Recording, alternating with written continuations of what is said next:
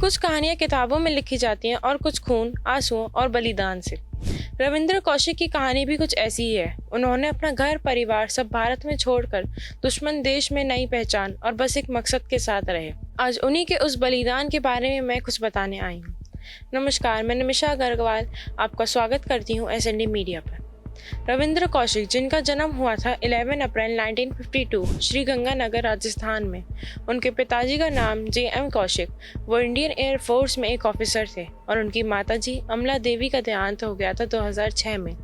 उन्होंने अपनी ग्रेजुएशन करी एसजी बिहानी पीजी कॉलेज, जो गंगानगर में ही है। कॉलेज में एक्स्ट्रा एक्टिविटीज में उनके पास थिएटिकल एक्टिंग और डिबेट के हिस्सेदार थे।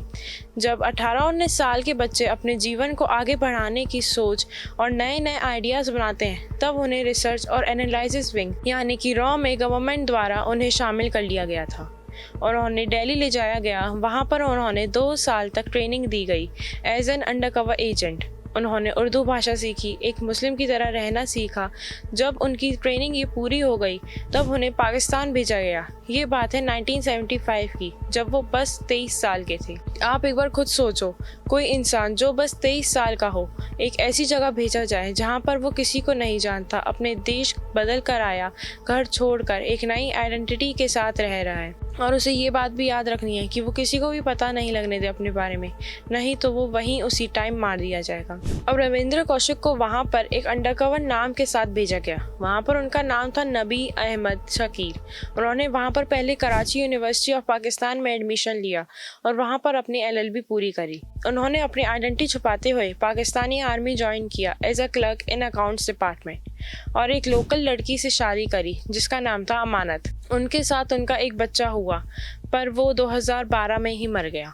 उन्होंने वहाँ पर 1979 से 1983 तक पाकिस्तानी आर्मी में रहकर इंडियन रॉ को बहुत सारी इन्फॉर्मेशंस दी।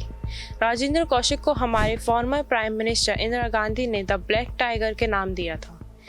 ईयर 1983 रॉ ने एक लो लेवल ऑपरेशन के लिए आदमी भेजा था जिसका अंडरकवर नाम था इनायत मसीहा।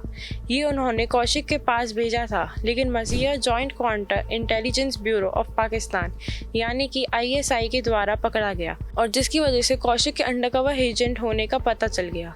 कौशिक को उसी समय पकड़ कर ले जाया गया और टॉर्चर किया गया करीब 2 साल तक। इंटेरोगेशन के बाद उन्हें डेथ सेंटेंस सुना दिया गया। 1985 में उसको बदला गया, सेंटेंस चेंज करके लाइफ टाइम इम्प्रिजमेंट कर दिया गया। उन्होंने 16 साल अलग अलग जेल में रखा गया, कभी सियालकोट, लखपत, म्यानवाल जेल। वो वहाँ छुप छुप कर खत लिखा करते थे, इस होप से कि कभी ना कभी वो लेटर उनके घर वालों को मिलेगा।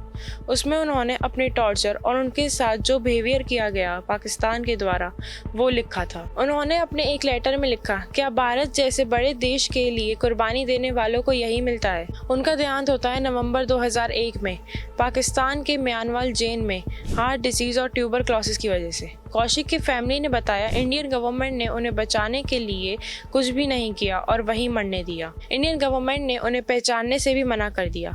एक इंसान के लिए इससे बुरा क्या ही हो सकता है जब वो अपना सब कुछ छोड़कर दूसरे देश में जाए, लेकिन वहां जाकर उस इंसान को उसके ही लोग पहचानने से मना कर दें। हमें कौशिक के बारे में ज़्यादा इन्फॉर्मेशन नहीं मिल पाई, लेकिन ये ज़रूर बोल सकती हूँ कि वो एक बहुत ही अच्छे इंसान थे। अपनी आखिरी सांस तक भारत के लिए जिए और एक तरफ हमारी गवर्नमेंट जिसने अपने ही लोगों को पहचानने से मना कर दिया। और भी ना जाने कितने ऐसे अंडरकवर एजेंट्स होते होंगे जो वहाँ भेजे जाते होंगे लेकिन वापस कभी नहीं आ पाते और उनका नाम भारत का एक पत्ता भी नहीं जानता। हमें इस खुशी भरी जिंदगी के लिए शुक्रिया है उन शूरवीरों को जो बॉर्डर पर या दूसरे देश में जाके अपनी जान गंवाने में 1 मिनट भी नहीं सोचते।